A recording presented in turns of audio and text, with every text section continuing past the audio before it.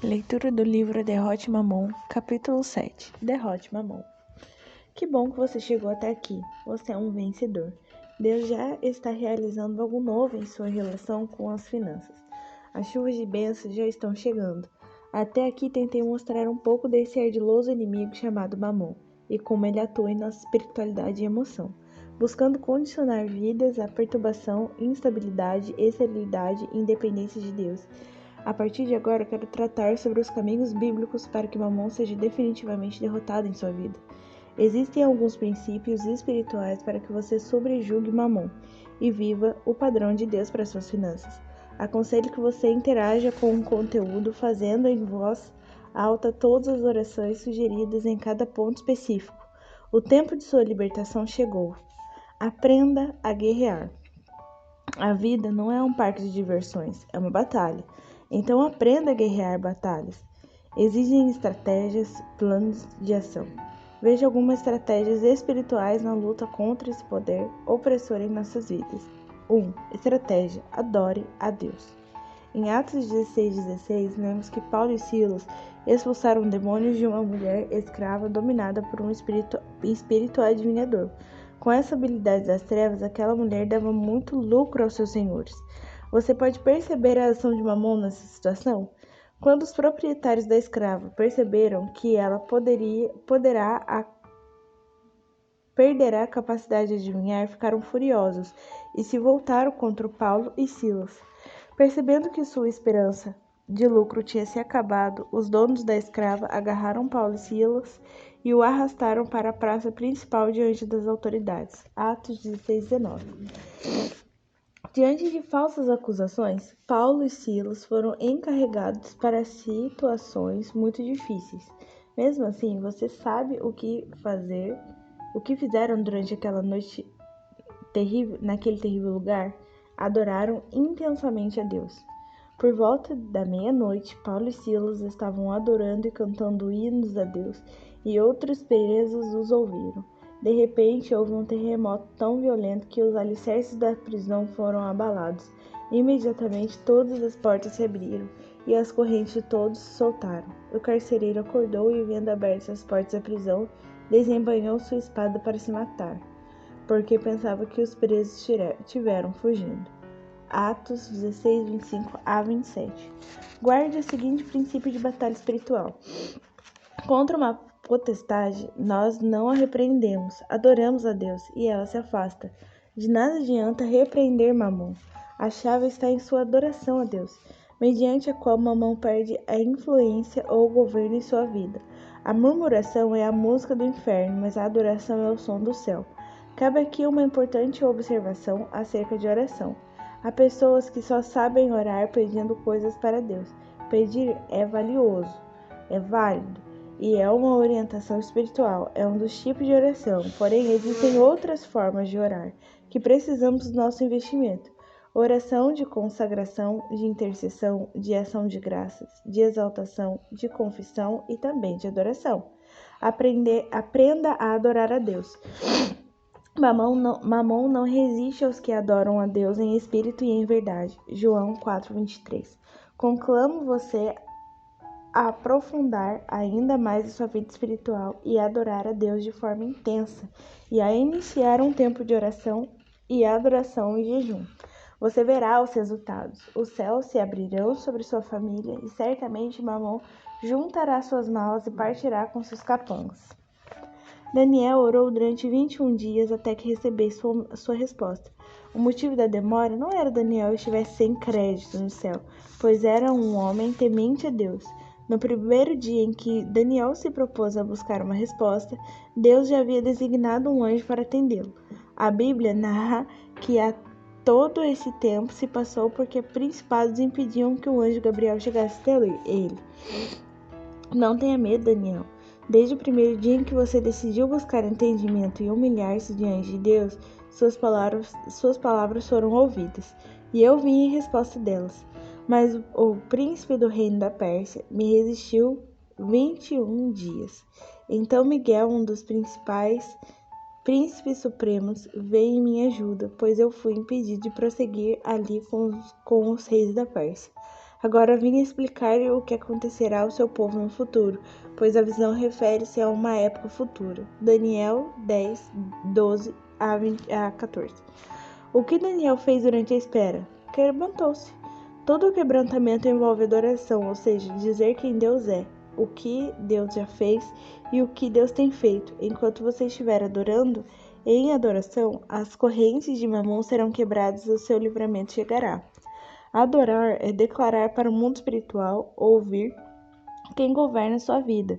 Comece a dizer constantemente quem que governa sua vida. É Deus. Como adorar? Abra sua Bíblia. Ela está repleta de adoração. Ore os textos bíblicos na primeira pessoa e, a partir disso, perceba a dimensão espiritual do que Deus age na realidade com proteção contra as ações malignas. Mamon não resiste na vida de pessoas que adoram o Senhor. Estratégia: interceda por sua vida financeira. Há pessoas que têm dúvidas sobre por quanto tempo devem interceder sobre o assunto, incluindo questões financeiras. A resposta é simples. Interceda especificamente até que você receba a resposta e a promessa de Deus, ou até que Ele lhe dê outra direção clara. Por vezes, Deus nos dirá: você não precisa orar mais, pois a taça já encheu. O que isso quer dizer? O livro de Apocalipse revela. Ao recebê-lo, os 4 seres viventes e os 24 anciãos prostraram-se diante do Cordeiro. Cada um deles tinha uma harpa e taça de ouro cheia de incenso, que são orações dos santos. Apocalipse 5:8. Vemos essa passagem que Deus recolhe nossas orações e quando elas chegam em determinado nível, Ele vira a taça e dos céus vêm os trovões, relâmpagos e tremores. É a nossa resposta chegando. Jesus nos ensinou: por isso lhes digam, peçam e lhes será dado, busque e encontrarão, bata e a porta será aberta. Quando falamos da vida de oração, precisamos persistir, ser disciplinados, bater a porta insistentemente até que recebemos a resposta de Deus. É preciso enfatizar isso, pois muitas vezes somos extremamente indisciplinados na oração. Quero encorajá-los a encontrar uma maneira de focar, de não se esquecer e de ter alvos claros na oração. Tenho certeza de que experimentaríamos mais de Deus simplesmente porque não somos constantes e perseverantes em oração. Veja a parábola que Jesus explicou sobre isso. Então lhe disse: suponham que um de vocês tenha um amigo que recorra a ele à meia-noite e diga: amigo, empreste-me 3 pães, porque um amigo meu chegou de viagem e não tenho nada para lhe oferecer. E o que estiver dentro responda: não me incomode, a porta está fechada. Os meus filhos estão deitados comigo, não posso me levantar e lhe dar o que me pede. E eu lhes digo, embora ele não se levante para dar o pão por seu amigo por causa de importunação, se levantará e lhe dará o que precisar. Por isso digo, peçam o que será dado, busquem e encontrarão, batam e a porta lhe será aberta. Pois tudo o que pede recebe, o que busca encontra, e aquele que bate a porta será aberta. Qual pai entre vocês, se o filho lhe pedir um peixe, em lugar disso lhe dará uma cobra? Ou se pedir um ovo, lhe dará um escorpião? Lucas 11, de 5 a 12. Percebemos aqui que não estamos autorizados a parar de buscar as bênçãos de Deus na nossa vida financeira. Também acrescento um elemento fundamental: intencionalidade. Seja intencional, insista, creia e receba a promessa de Deus. São milhares de promessas e muitas delas dizem respeito à questão financeira. A parte final da parábola de Lucas 11 é muito tocante. Nós que somos pais, sabemos o amor descomunal que temos por nossos filhos, pelo menos dentro do padrão de normalidade. Eles saíram de nós mesmos e quando algo nos afeta, isso é tão ruim para nós que, na verdade, queremos poupá-los de tudo que possa prejudicá-los. Jesus coloca que, mesmo tendo esse tipo de sentimento em relação aos nossos filhos, somos ilimitados, ou seja, nunca conseguimos suprir todas as suas necessidades. Com Deus é muito diferente. Ele é o Pai perfeito e sempre tem cuidado de oferecer a seus filhos. Lucas 11:13. Para completar, Jesus ainda promete que dará o Espírito Santo àqueles que ainda pedirem, Isso me faz lembrar e correlacionar outro texto que mostra que o poder do Espírito Santo é fundamental para nossas orações. Da mesma forma, o Espírito nos ajuda em nossa fraqueza, pois não sabemos como orar, mas o próprio Espírito intercede por nós com gemidos inexprimíveis, e aquele que sonda os corações conhece a intenção do Espírito, porque o Espírito intercede pelos santos de acordo com a vontade de Deus. Romanos 8, 26 e 27. Interceda sistematicamente pelos seus desafios financeiros, com disciplina, baseado nas promessas de Deus, pela inspiração do Espírito Santo e no poder do nome de Jesus, e assim experimente sua prosperidade e proteção contra todos os ataques de Mamon. 3. Estratégia. Proteja seu coração. Para que você não caia na armadilha de Mamon, você precisa proteger seu coração, pois o amor ao dinheiro é a raiz de todos os males. Algumas pessoas, por cobiçarem dinheiro, desviaram-se da fé e se atormentaram a si mesmas com muito sofrimento. 1 Timóteo 6,10. Como manter seu coração longe de Mamon? Ame a Deus e não o dinheiro. Você não precisa de dinheiro para viver, pois já recebeu a própria vida, Jesus.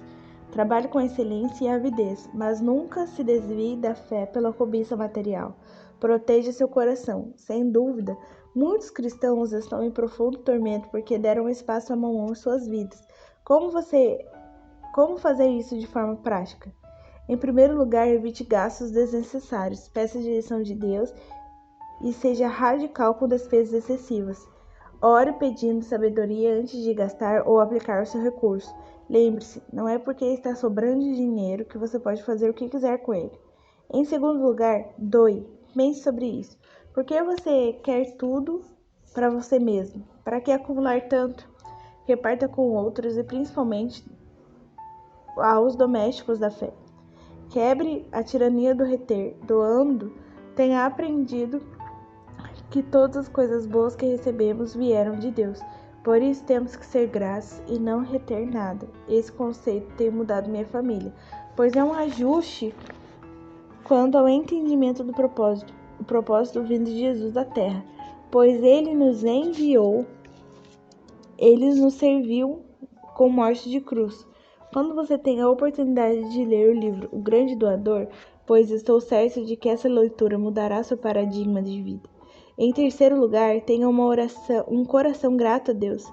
Não conheço nenhuma pessoa próspera que não tenha um coração agradecido, independentemente se essa pessoa ter muito ou pouco dinheiro.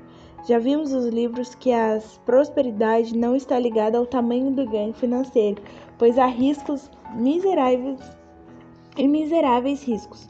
Você se lembra dos 10 leprosos? Jesus notou que dos 10 curados, milagrosamente por ele, apenas um estrangeiro, voltou para agradecê-lo.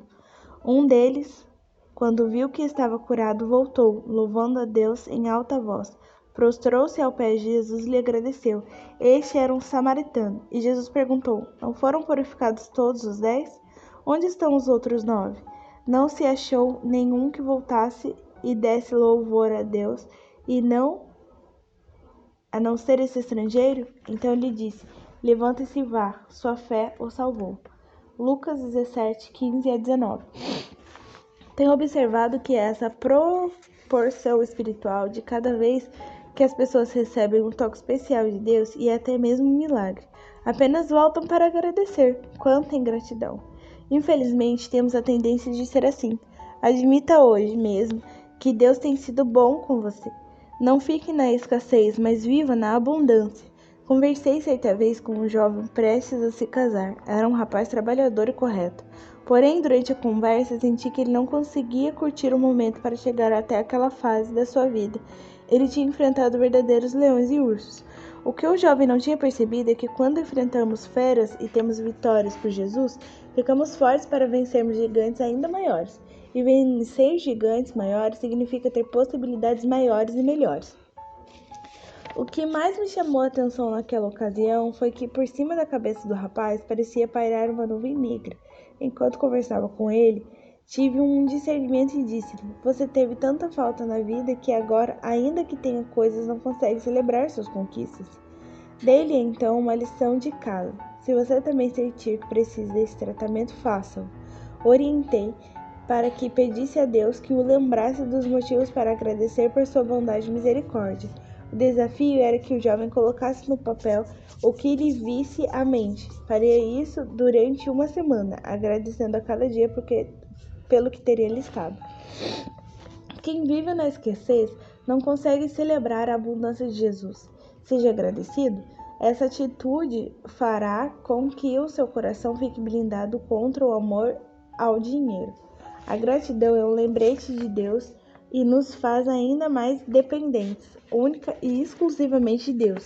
Mas, em quarto lugar, testemunha acerca dos feitos do Senhor em sua vida financeira. A Bíblia orienta que devemos contar para os nossos filhos os efeitos do Senhor, toda vez que Deus faz algo especial na nossa área.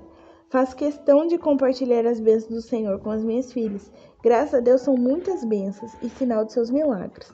Gosto de me lembrar do exemplo simples, mas que gerou um efeito na vida das minhas filhas. Todos os anos temos em nossa igreja a Semana da Virada, em um tempo de gratidão a Deus pelo ano que passou, também um tempo profético sobre o ano que virá. Em uma das ministrações fomos desafiados a levar no encerramento da semana, que seria um domingo, um presente para Deus.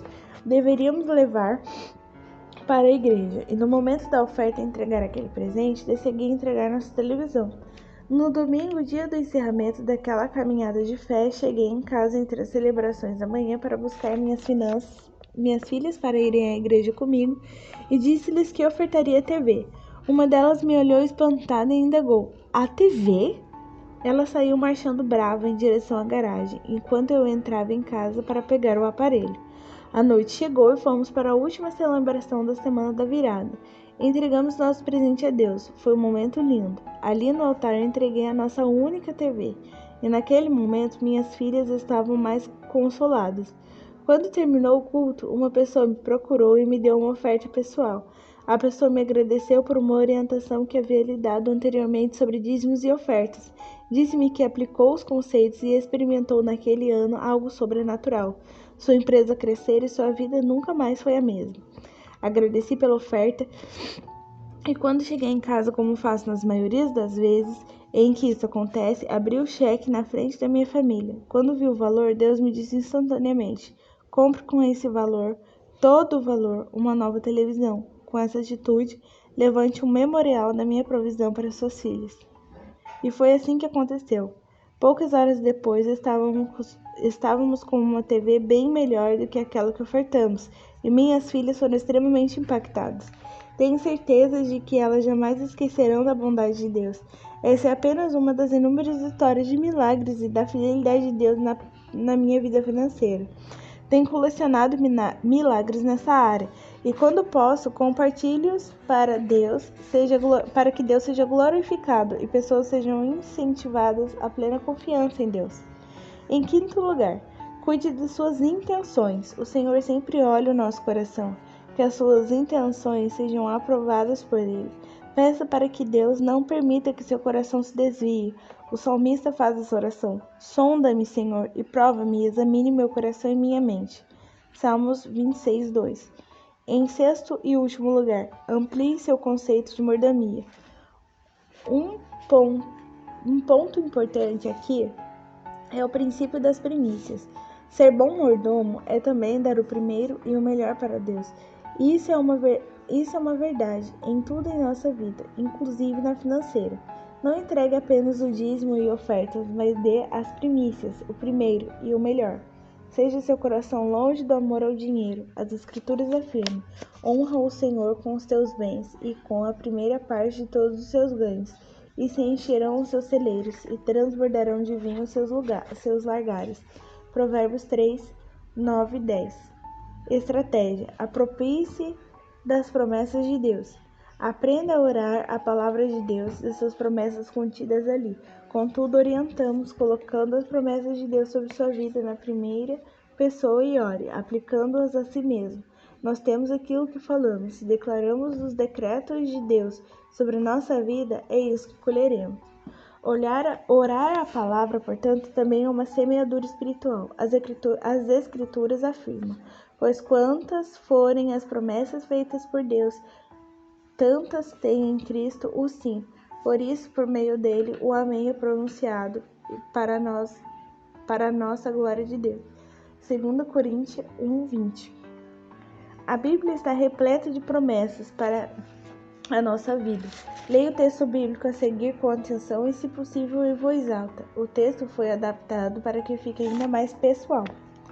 Bendito seja Deus, a minha rocha, que treina as minhas mãos para a guerra e os meus dedos para a batalha. Tu és meu aliado fiel, a minha fortaleza, a minha torre de proteção, o meu libertador e o meu escudo, aquele a quem me refugio.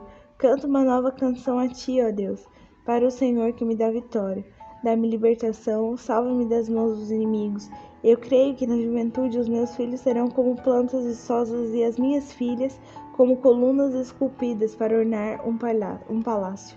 Os meus celeiros estarão cheios das mais variadas das provisões. Os meus rebanhos se multiplicarão aos milhares, às dezenas de milhares em seus campos, e o meu gado dará crias. Não haverá praga alguma, nem aborto, nem haverá grito de aflição em minha casa. Como é feliz o povo que assim é abençoado. Como é feliz o cujo Deus é o Senhor. Salmo 144, 1:15, adaptado. Vemos neste momento que orar pelo poder da palavra de Deus, ele criou natureza, o homem e tudo quanto existe. Quando declaramos a sua palavra, há um poder espiritual libertado e os resultados acontecem. Por isso, seja um caçador das promessas bíblicas, transformando-as em oração. Antes de concluir esse pensamento, afirmo que há um determinado sentido espiritual em sua vida. Você cresce. A cruz de Jesus motiva a ousadia espiritual para a apropriação das promessas de Deus. A obra de Jesus, seu nascimento, morte, ressurreição, ascensão, garantem uma completa redenção do corpo, da alma e do espírito. Na cruz, Jesus levou todos os bloqueios espirituais que impediam a melhor de Deus para a humanidade, inclusive em relação às finanças. Nunca duvide disso. A identificação com a cruz de Jesus Cristo nos faz romper os céus fechados e nos possibilita receber benefícios dessa obra. Certamente, ele tomou sobre si nossas enfermidades e levou sobre si as nossas doenças. Contudo, nós o consideramos castigado por Deus atingido e afligido, mas ele foi transpassado por causa de nossas transgressões, foi esmagado por causa de nossa iniquidade. O castigo que nos trouxe a paz estava sobre ele, e pelas suas feridas fomos curados. Todos nós, qual ovelhas, nós desviamos, cada um de nós se voltou para o teu próprio caminho. E o Senhor fez cair sobre ele a iniquidade de todos nós. Ele foi oprimido, afligido, contudo não abriu sua boca, como um cordeiro foi levado para um matadouro, e como uma ovelha que diante dos seus tosqueadores ficaram calados, ele não abriu a boca. Isaías 53, 4, 7. 5. Estratégia. Exerça sua autoridade espiritual. Como filhos de Deus, pelo sangue de Jesus, somos adotados de autoridade espiritual. Jesus afirmou aos seus discípulos: em meu nome expulsarão demônios, falarão novas línguas, pegarão em serpentes, e se beberem algum veneno mortal, não lhe fará mal algum. Imporão as mãos sobre os doentes e esses ficarão curados. Marcos 16, versículo 17 e 18. Use, portanto, sua autoridade espiritual de acordo com as orientações bíblicas.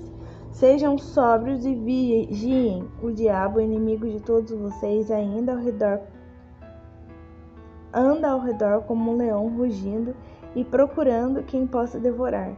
Resista-lhe permanecendo firmes na fé, sabendo que os irmãos que vocês têm em todo o mundo estão passando pelos mesmos sofrimentos.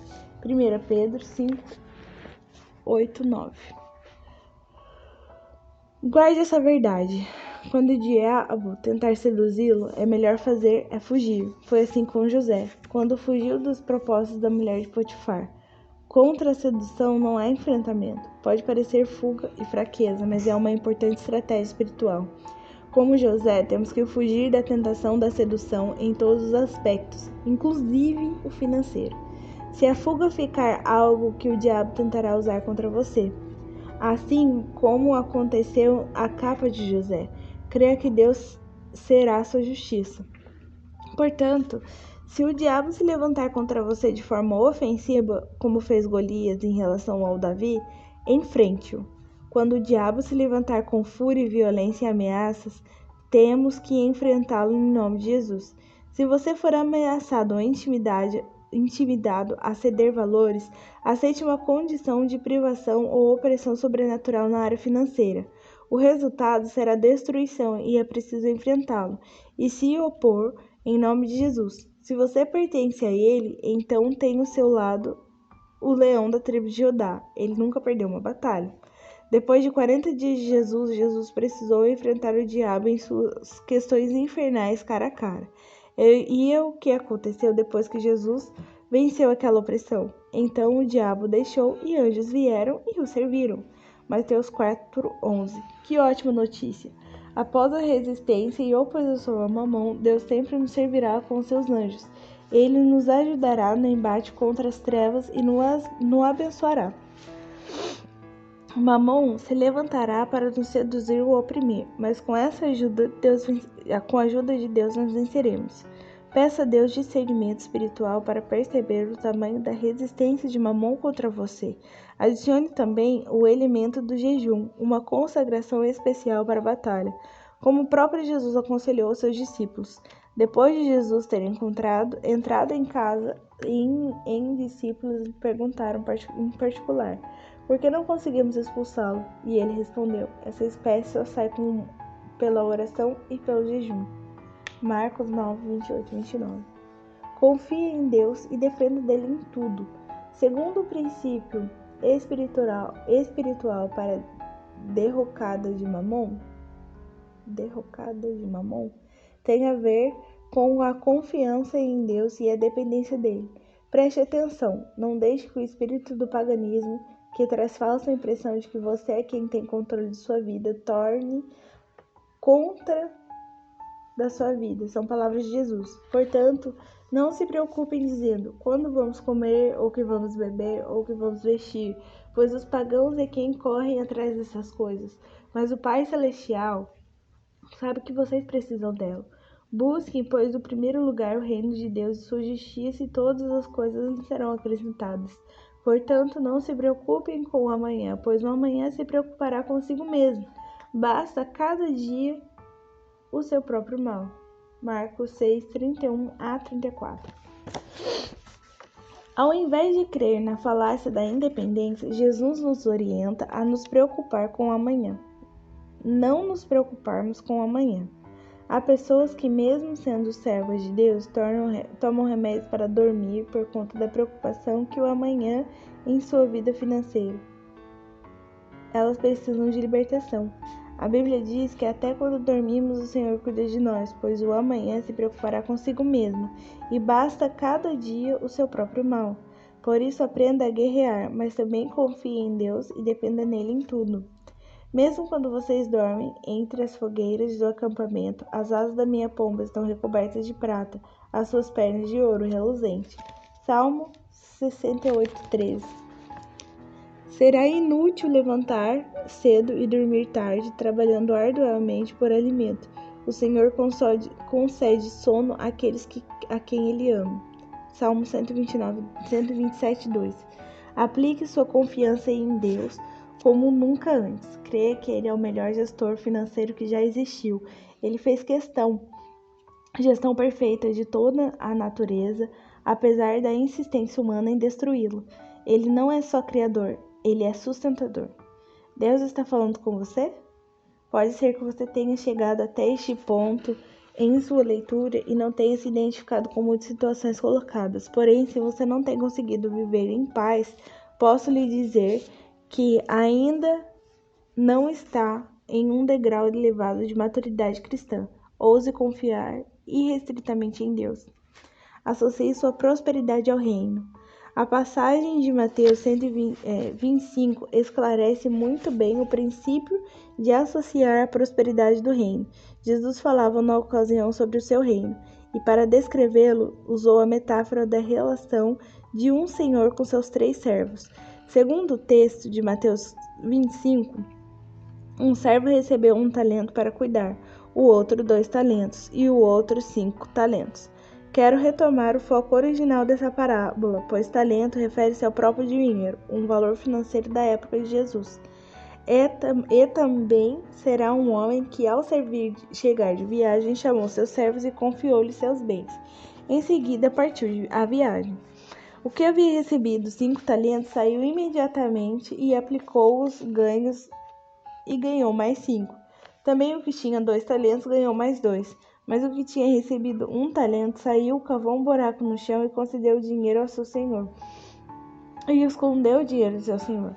Depois de muito tempo, o senhor daquele servo voltou e acertou contas com eles. O que tinham recebido 5 talentos trouxe outros 5 e disse: O senhor me confiou 5 talentos. Veja, eu ganhei mais 5. O senhor respondeu: Muito bem, servo bom e fiel. Você foi fiel no pouco e eu porei sobre o muito. Venha, participe da alegria do seu senhor. Venha também, que tinha recebido 2 talentos e disse: O senhor me confiou 2 talentos. Veja, eu ganhei mais 2. O senhor respondeu: Muito bem, servo bom e fiel. Você foi fiel no pouco e eu porei sobre muito. Venha e participe da alegria do seu senhor. Por fim veio o que tinha recebido 1 talento e disse: Eu sabia que o senhor é um homem severo e que colhe onde não plantou e junta onde não semeou. Por isso tive medo, saí e escondi o seu talento no chão. Veja aqui, ele o que lhe pertence. O senhor respondeu: Servo mau e negligente. Tirem o talento dele e entreguem ao que tem 10. Mateus 25, 14, 26 e 28. Para derrotar Mamon em sua vida, você precisa, em primeiro lugar, discernir que Deus colocou em suas mãos. Foram 1, 2 ou 5 talentos. Nessa parábola, Jesus está ensinando justamente sobre nossa influência, ou seja, sobre o que fazemos com nossos recursos materiais. Na história, o patrão chegou e entregou para cada servo de acordo com a capacidade de cada um. O que significa isso? Que um dia vamos prestar conta de tudo que Deus colocou em nossas mãos. Você pode ter recebido só 1 talento, mas você tem que multiplicá-lo ainda assim. O que é multiplicar? É aumentar a quantidade de recursos. É isso mesmo que Jesus deseja, que sejamos prósperos na proporção daquilo que Ele colocou em nossas mãos. Reveja a saga do servo de Marcos 25. O que recebeu 2 talentos multiplicou e recebeu mais 2.